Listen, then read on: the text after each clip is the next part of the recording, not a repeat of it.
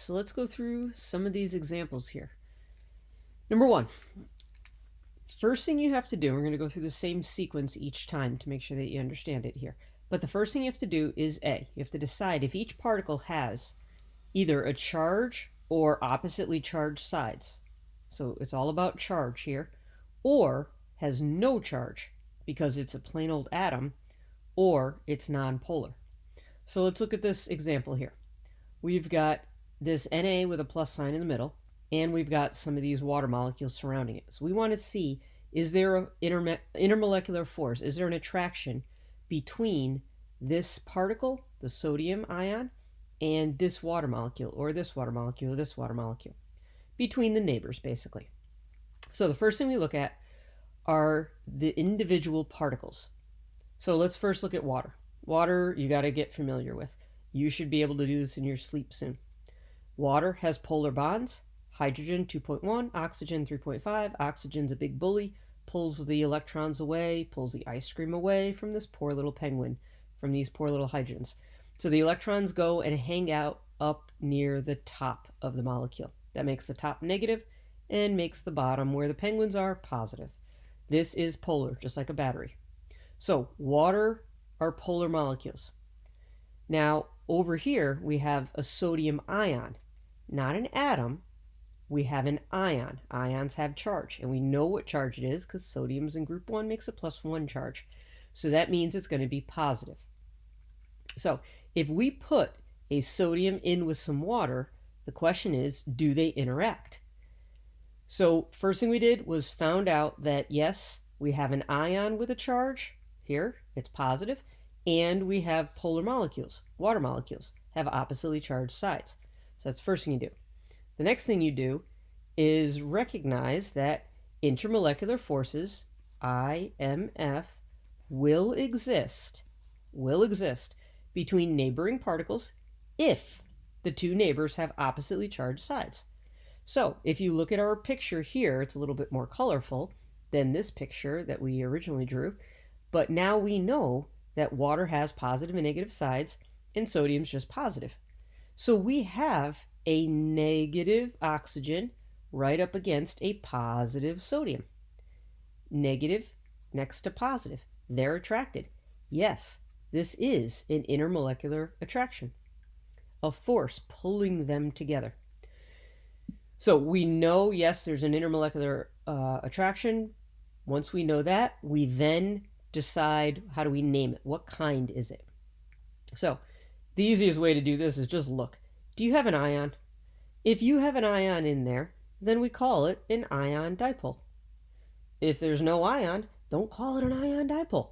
If there's no ion, you're going to end up with two dipoles. Two oppositely charged poles. So we have an ion, so we're going to call it an ion-dipole. And that ion is going to be attracted to that dipole, the two oppositely charged ends. All right, let's go look at number 2. Now, number 2, first thing you do is look at each particle.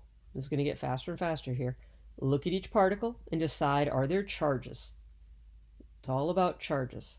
Are there charges or is there no charge? So, first thing we'll look at is this guy here.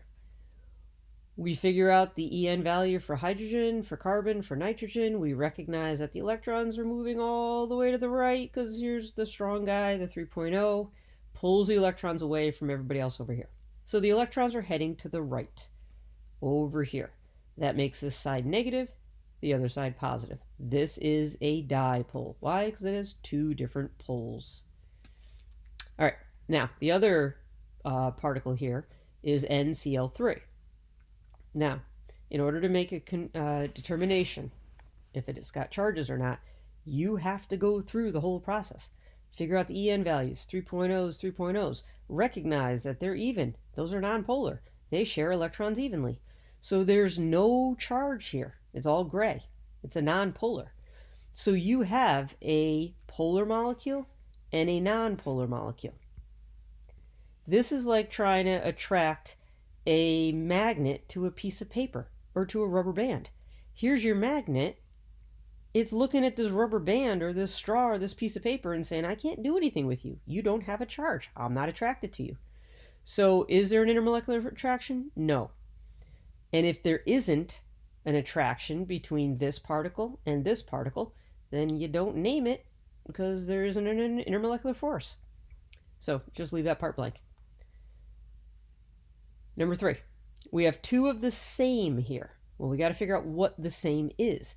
Does it have charges, or is it neutral, no charge, or nonpolar, no charge? So get your EN values out. 2.1, 3.0, recognize the electrons are going toward the top of the pyramid. They're getting pulled away from the bottom, the base of the pyramid, up to the top. That's what makes the top here red, negative, and the bottom blue. So we do have two polar substances. An intermolecular attraction will exist. Why? Because we have oppositely charged sides. We have a hydrogen that's positive and the nitrogen side that's negative. You put a positive and a negative together, they're attracted. That's why we have, yes, intermolecular force, attraction or an attractive pull. One molecule gets pulled to the next. Now, what kind is it? We got to come up with a name. Again, I said the first thing you look for is an ion. There's no ion here. This is a molecule, that's a molecule. Nobody has a charge. Nobody's just a single little atom that has given away or gained an electron. It's more complicated. We've got atoms bonded together, so it's a molecule. So we don't have this. Instead, we have a dipole attracted to a dipole. Two poles, positive, negative, attracted to a dipole. Two poles, positive, negative. So we got a dipole, dipole. All right, we got water again. Remember I said water, you have to know. Water is polar. It's always going to have a positive and negative side. But then we got this structure here. We look at our EN values. We realize 2.1 loses electrons. They go up to the 2.5. But then the 2.5 loses electrons. They go up to the 3.5. So the electrons are moving from the bottom up toward the top. And that makes the top negative and the bottom positive. So this also is a dipole, positive and negative ends, just like water, positive and negative ends. And if you put them together, that negative is going to be attracted to that positive. That's an attraction. That's an intermolecular force. What kind? What do we call it? Well, we can't call it an ion. First thing you do is look for an ion. There is no ion. We got two molecules. So we can't call it ion dipole. So that means it's going to be dipole-dipole. Two poles. This one's got two poles, and the oppositely charged poles are attracted. Number 5. Two of the same. We've seen something like this already, but let's look at what we're dealing with. We got a 2.1 for hydrogen, and phosphorus is a 2.1. They share electrons evenly. Nonpolar bonds all around, which means the whole molecule is going to be nonpolar. There's no charge at all. This has no charge or no charge sides. It's nonpolar. So if you put one of these nonpolars next to the other nonpolar, they're not attracted to each other. There's no intermolecular force here. If there's no intermolecular force, we can't name it, so we got nothing. So no intermolecular force because we don't have oppositely charged sides that are attracted to one another. Number 6. Here's that pH 3 again. Remember, we just saw this. It's nonpolar. And it's hanging out with water. It's dumped in the same container as water. And water, we know, is polar, positive and negative end. So we got one of these. We have a polar molecule, oppositely charged sides, and one of these. It's kind of like having a magnet and an elastic band. They're not going to interact with each other. So, are we going to have an intermolecular force or an intermolecular attraction? No. Why? Because water has a charge, but pH 3 does not. They look at each other and they say, that's nice, but we can't interact. We can't get along. You don't have a charge that I'm going to be attracted to. And this, by the way, is why oil and water don't mix. Because oil is like the pH 3 and water is like, down here, this dipole. So there's no type of intermolecular force. The next one. We got some water, 1, 2, 3 water molecules. We already know water's polar. And we've got a calcium ion and a chlorine ion. So those ions have charges, positive and negative. Over here we got some positive and negatives. So we are going to have an intermolecular force. This is why salts can dissolve. It doesn't always have to be sodium chloride. It could be other things like calcium chloride or any ionic compound. They'll dissolve in water because water acts like a big old magnet and is attracted to all these little ions. So here's one water molecule. This negative end is attracted to the positive ion. This positive ion is also attracted to the negative end of this water molecule. This positive hydrogen side of the water is attracted to this negative chlorine. And this negative chlorine is attracted to this positive end of this water molecule. We have intermolecular forces all over the place. And remember I said the first thing you look for is an ion. Well, we got calcium and chlorine, both ions. So we call it an ion dipole. Number 8, we got water. We know water's polar. And we've got this SiO2. So we look at SiO2 and we say, well, we got a 3.5 on the outside, and the silicon on the inside is a 1.9. 3.5 is much higher than 1.9, so the electrons really go from the middle out on both ends. Now, because that happens on both sides, they really just cancel each other out. There's no half where all the electrons are moving to. You can't say the left half is more negative than the right half, or the top is more negative than the bottom. The electrons are spread evenly throughout the whole outside of this molecule. So whatever way you turn it, it doesn't matter. You're not going to have one side that's more negative or positive than the other. It is a non-polar molecule. So if we put a polar molecule in with a non-polar, it's like taking a magnet and putting it in with a straw or an elastic band or a piece of paper. They don't interact. Intermolecular force? Nope. We don't come up with a name. All right, bunch of water molecules. Now we know water molecules are polar, so if you put a bunch of magnets together, they're all going to be attracted to each other. They just have to arrange themselves correctly. This positive side's attracted to the negative oxygen. That negative oxygen is also attracted to the positive side there. We have big time intermolecular forces, and it's dipole-dipole. No ions. We just have water molecules, and they're all dipoles. Number 10, CH4. You do your intermolecular or your electronegativities. You realize all the electrons are moving from the outside into the middle, but that happens all the way around. 360 degrees, the electrons are going in toward the middle. So we can't say that one side of this is more negative than the other. It's all dispersed evenly. So this is a non-polar molecule. It's not like a magnet. It's more like an elastic band. If we put this non-polar in with this non-polar, they're not going to be attracted to one another. So does an intermolecular force exist? No. No name. Number 11. We've got NH3.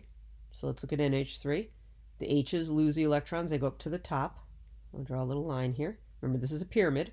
So the electrons go away from the base of the pyramid and they go up, up, up near the top. That's why the top's red, negative, bottom is blue. Now the other substance it's interacting with, we've seen this already. The electrons go from the H's into the middle and then they keep going up to the 3.5. So they go to the top of this molecule. You've got two dipoles here. Red, blue, negative, positive. Red, blue, negative, positive. Dipoles. And if you put those two dipoles next to one another, they'll spin and twist until the negative side of one is right up against the positive side of the other. They are attracted to one another, and there's no ion. We just have two dipoles. Positive, negative, two poles. Positive, negative, two poles. All right, we got this CH4. We already decided is nonpolar. And water, which we know is polar. So now you've got a polar and a nonpolar. They can't interact. It's like putting a magnet with an elastic band. Do they interact? Nope, there's no reason to. There's nothing here, nothing for this oxygen to be attracted to. So we don't have a name. Number 13, we got water again. Water's very polar, and then we've got this NH3 that we saw. Electrons go to the top. The negative side is going to be up above, positive on the bottom, dipole. Water's a dipole. If you put them together, they will arrange themselves so this negative oxygen side is attracted to the positives and the hydrogen. So is there an intermolecular force? Yep. What kind? Dipoles. Dipole, dipole. And finally, number 14. We've got sodium and chlorine in with pH 3. Now we know pH 3 from before is all 2.1s, so all nonpolar bonds. It's in the whole molecule itself is a nonpolar molecule. The electrons are evenly dispersed throughout the whole entire thing. But over here we have sodium and chlorine ions. They have charges. But if you put them together, these charged particles can't do a thing with this pH 3. This pH 3 is kind of like an elastic band. This is like a battery or a magnet. They can't interact with each other. So is there an interaction? No, and there's no name. All right, so I hope that helps. Make sure first you look to see about the polarity of each molecule. Decide if there's a charged ion or oppositely charged polar molecules. If you have that, you got to make sure that you check the other substance and see if it's the same thing. Do you also have more substances with charges, or do you have a neutral atom or nonpolar? So you've first got to check to see what you have, and then you've got to see, do I have the same thing? Do I have opposites? And you know that intermolecular forces only happen if the two neighbors have oppositely charged sides. So going through that first step is really important. Then you can look for ion attracted to a dipole or two dipoles attracted to one another.